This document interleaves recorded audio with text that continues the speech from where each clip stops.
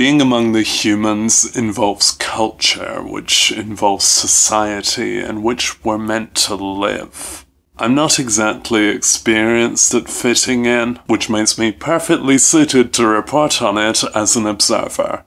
When there's a group of people, there's a collective dynamic, and you've got to find your place in it or scarper. This dynamic will be informed by each individual's societal attributes, like charisma, gender, morality, class, assertiveness, and age. That's a big one. I don't find group dynamics all that rewarding because of the compromising communication, so I survive by treating it like a panel show, pitching in with the instinctively obvious puns or fun facts that nobody else can lower themselves to say out loud. I'm one of those assholes who thinks they're funny and smart, men, and who feverishly relies on humor or intellect to ensure that conversations can stay personally rewarding. By contributing things I can pretend people find entertaining or interesting, but I'm learning to not be that so much. I got raised in a school thing, and though I was sequestered from my peers a bit by studying ahead of the age group for no real reason, I was still bound to the social order of the child society. I always thought the cartoon Recess was insightful, as its caricaturish portrayal of childhood society as a microcosm of adult society was dead on. That the same roles are cast by a set of humans boxed together. School society has two main sets of hierarchies to fit into. One fitting in is ranked by fitness, and the other fitting in is ranked by who's fit. Side note, one faux pas I made at school was in some, drama lesson or something. Definitely an introductory lesson in year 7. Was an activity in which we were meant to offer a compliment to one of our peers. A single adjective, and I was paired with an athletic girl I didn't know anything else about. So I said she's fit. I had literally not heard of fit in the Darwinian sense, which is how it's used in British slang. It's a flirtatious compliment. I'm hella unreceptive to slang. I don't really encounter it much because it involves talking with people. And that particular one, objectifying people. I couldn't even style it out as a joke because I didn't get what was funny. Side note over. The famous picked for less in the sports team trope was a formative experience in millennial schooling. Maybe it still is. And there were different PE classes for each gender we were aware of. I was definitely the last picked a good few times, and at least always among the lastest. Being weedy, anorexic, uncoordinated, called Colin, and nearly the youngest. And I kept spending the whole game just sitting down and talking to YouTube about how unfair everything is. The way a school year's divisions are set, you're gonna end up with some kids who are one day short of being a full calendar year younger than some of their alleged peers. From the perspective of these children for whom a year is a large fraction of their whole life, this feels grand, and it can manifest in differences in physiology and in social success. Studies have suggested that the elder kids in the school year tend to deal better with life, and that confirms my suspicions, so I believe it. I recognize the appeal of team sports. I like them from a mathematical perspective. It's a pretty widespread trauma to inflict on every child. I would stumble around trying not to ruin it for anyone and understand the rules really well. These gender-segregated hierarchies are how we get lads, lads, lads, and hen parties and stuff. It was standard for binary genders to segregate themselves, resulting in homosociality. And with the PE hierarchy, this resulted in group combinations designed to make obnoxious and unsatisfying communication. Group dynamics can really bring out the worst in us. Side note, a set of boys I would be placed with at school bullied me a lot, verbally and physically. Particularly one individual, but at one point I ended up with him alone and we really got along. Talked more deeply and had an understanding. I was seeing him without his group social performance mode on. It was completely back to normal next time we were among the group. I like to think that that's generally true of humans, that if you access them outside of their group dynamic, without their standard audience to impress, they'll have much less prejudice to perform, no other present relationships to be conscious of, a more open mind. I said that I like to think that, now that it's definitely true. Side note over. That PE picking order was one massive social stratum for boys. I imagine the same was true for unboys, but maybe not quite as definitively. Maybe they incorporated more of the other fitness, being considered attractive and charismatic and popular. Academic success didn't exactly influence social success, and at times it could be considered contrary to it. I think I life-hacked my way to being something like halfway up the popularity scale by being funny, by terrible 2004 child standards of what's funny. That's something like halfway, but maybe more distinctive and separate. That's how it feels to me as the main character. Though I was obviously a runt on the measure of social inclusion, I felt outside of it enough to not be among the most picked on. Like I offered an alternative value, like some kind of Sigma child. Anyway, let's not dwell in the torture of childhood when the torture of adulthood has more contemporary relevance to my audience, I hope. My school year voted me most likely to be an evil genius, and they were half right. I've not managed to maintain many relationships from then, which at least means I don't have to go to weddings. School felt like a society I was forced to be a part of, and adulthood ostensibly lets you choose your own society or even opt out. At first I tried being in a relationship, not needing to fit in with anything except the love of one person. Remember love? That doesn't always last, and then you gotta try being accepted as an adult. Here are the means of fitting in that I have willingly tried and how they went. I'm culturally proximate to, like, anime fans, geek culture. I'm into video games a bit, I dig some of that stuff. This is a massive alternative society, and it was far less mainstream before Marvel became so tedious and omnipotent. I've tried socializing within these tastes, but really, as soon as one of those tastes is defined as the center of a gathering, it's too intense for me. With the exception of Pokemon, I can't really immerse in that level of fantasy devotion. Geek culture has conventions that everyone seems really hyped about, so I tried attending those, setting off real early, cosplaying as something too obscure to be rewarding, and then just standing around a massive room full of human traffic and not buying junk. When I attended with a friend and her 17-year-old sister, famed creep Vic Mignogna continuously stalked them and they gushed over that.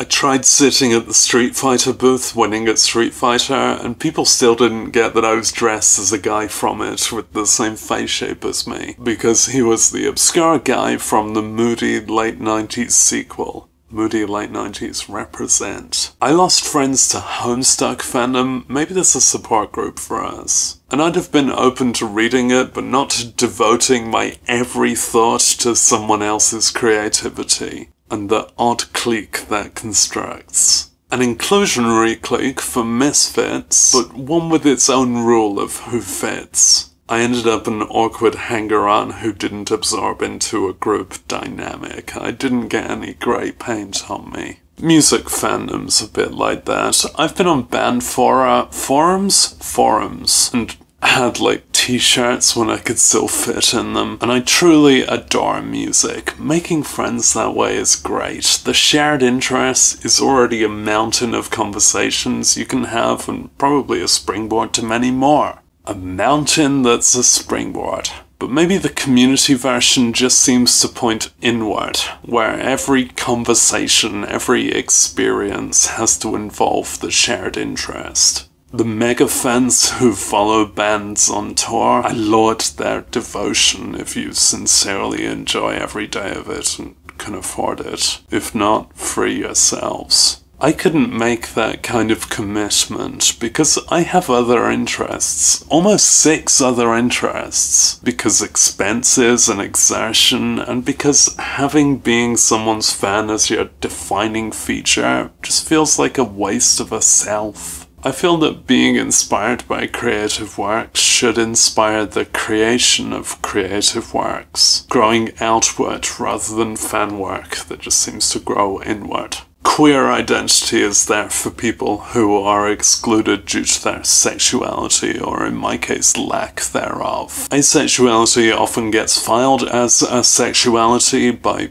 people who can't see spaces between words. I recognize the explicit inclusion of asexual people in the queer community, which can probably be wonderfully welcoming. But in my experience, there's still a distancing contradiction, as the presence of sexuality is definitive to most of the community's connections. They're ostensibly the best people as a general category, like they can see through many of the standards of human life, but their ways are just not a thing I fit into, which might just be my problem. Note that that's also true of heterosexual culture. I'm just not into sexual culture. I think there's definitely something in queer spaces for Gen Z, or people more extroverted than me, but it's a miss from my perspective, and either way it's just not very nearby to me. I like stuff like board games, but I'm quite specific with it. Only stuff like board games. Honestly, they're probably not even board games, they're probably card games, and any construct like that where it's just kinda a background noise for wit and discussion, where it doesn't matter who wins, but the format brings out the best of the group.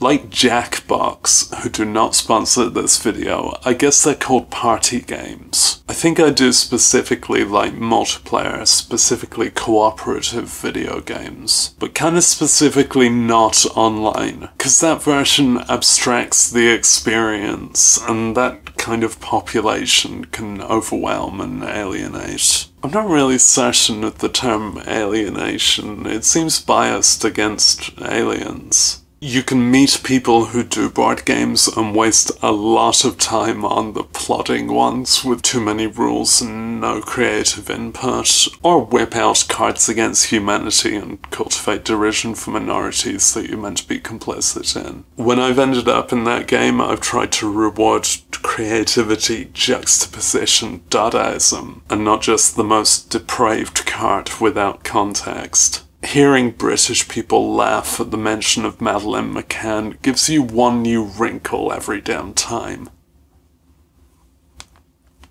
There's a selfishness to needing to feel comfortable among others. It seems like an indulgent whim, but only in a context where everyone else has already decided on going to Abilene. I think I've fat in.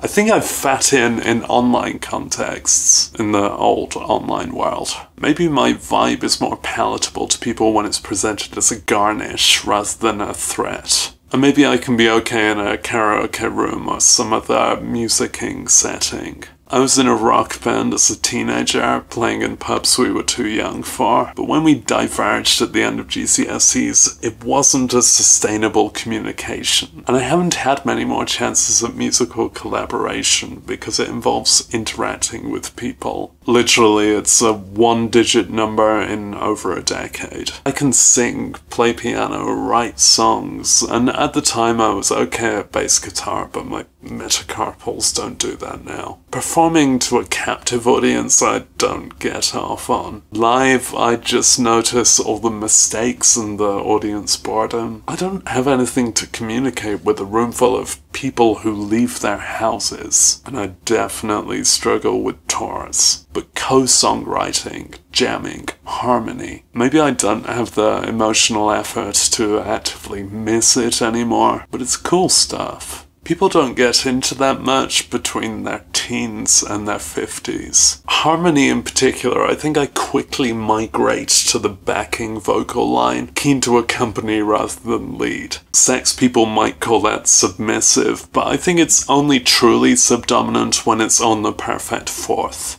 Maybe I intend musicality as my sneaky backdoor to fitting in. I can generally play a song if I've heard it and have a bit of a go even if not. I guess it says something about my self-esteem level that I need to be demonstrating talent to justify being valued as a person. But I have occasionally found that people enjoy what I can offer in that format. I even disparage the common jokes about guys who bring a guitar to a party. Yeah, I'm wrong, but not that I'm going to any parties, just in my experience, humans warmly welcome the music, dude, if it's a participatory version of music. It's what I have to offer. It's a good substitute for being a valid human.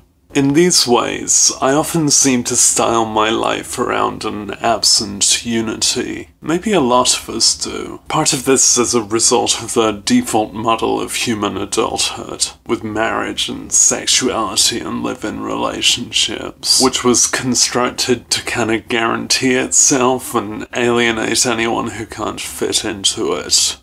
I'm not marriage-oriented or something you could live with. I'm not even very socially oriented, but I've had enough tastes of sociality to know its benefit as an accessible indulgence. It's very elusive and middle-aged though, because anyone who can pair off in coupledom is gonna go pair off for as long as they can. And this perpetuates itself as the best plan until they're spat out lonely. And then they're just a loser. By the definition of a system that we shouldn't need to win at. You can't blame them for striving and surviving with what they're given. They're just better at it than me. For me, part of it is an abandonment complex, or maybe quite abandonment simple. I live with the after images of connections and promises that I fully believed in, that withered without warning, and I maintain the space for those to come true. But that's too naive.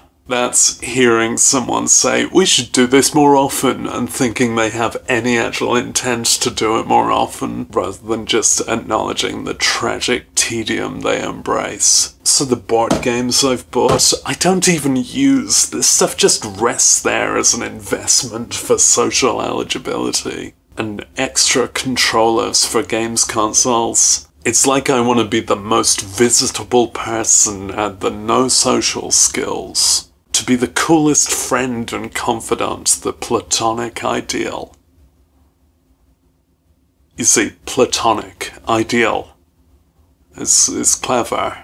I've always tried to keep a spare bed for guests, though I live in a place that's obscure to get to. The very occasional times I get to have visitors, it's really comforting. It actually directly works against my chronic pain condition. I think it's how leisure time should be spent, but it needs to explicitly be social comfort for every participant. When there isn't social comfort, it goes directly to the opposite. There isn't really a neutral state between those two.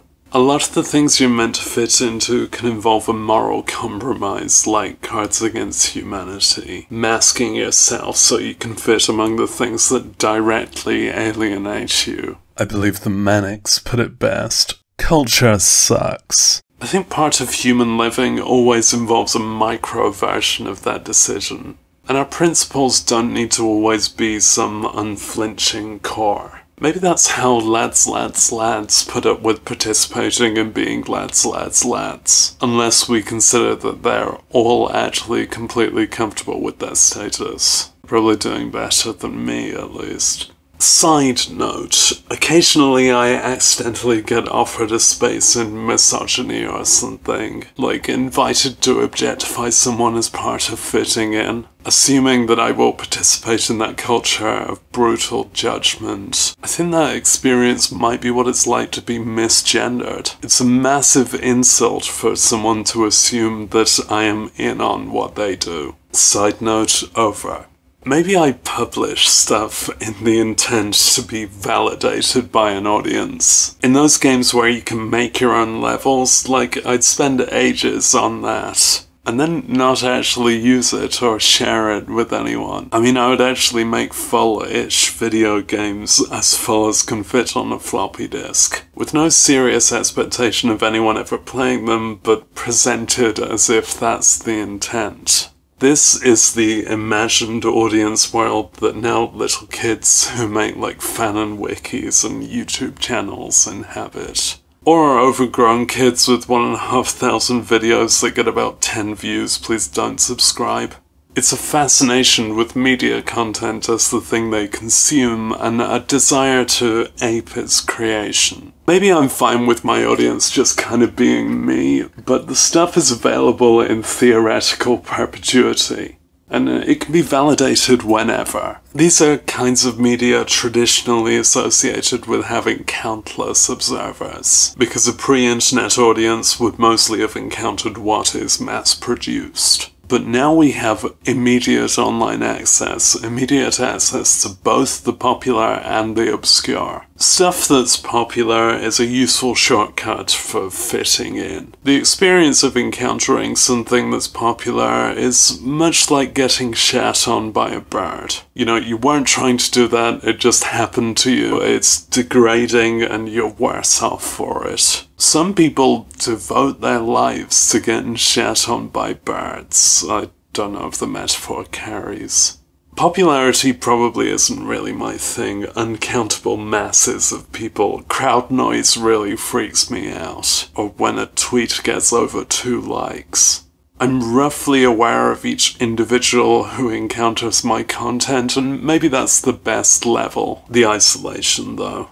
Maybe there are assertive ways to escape or assuage this if you can stand going outside or crowds or the daytime or alcohol or up.